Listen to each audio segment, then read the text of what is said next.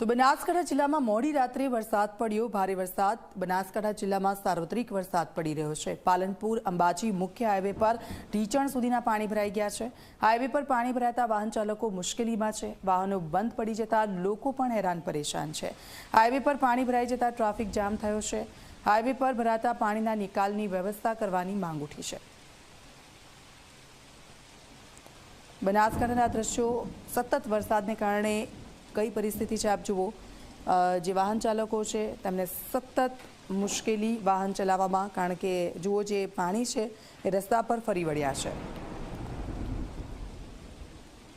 અને પાલનપુરથી અંબાજી જતો હાઈવે પર ફૂલ પાણી ભરાઈ જાય છે વરસાદના, બરાબર।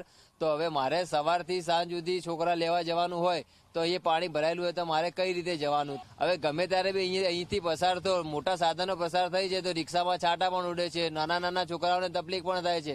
એમના વાલીઓ બી અમને કહે છે કે ભાઈ આ તમે કઈ રીતે રિક્ષા ચલાવો છો, પણ હવે એમને કોણ સમજાવે?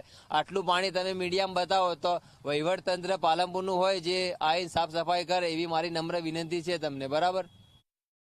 આ વારંવાર અંબાજી હાઈવે ઉપર પાણી ભરાઈ જાય, ટુ વ્હીલ સાધન બધું લઈને નીકળવું કેવી રીતે? અહીંયા બહુ મુસીબત પડે છે। તો સરકારને નમ્ર વિનંતી છે કે આનો કોઈક નિકાલ કરે, કોઈ નાળું બનાવે યા તો પછી કોઈ એવો કોઝવે બનાવે તો પેશન્ટ અવર જવર માટે પબ્લિકને આવું તકલીફ ના ભોગવવી પડે।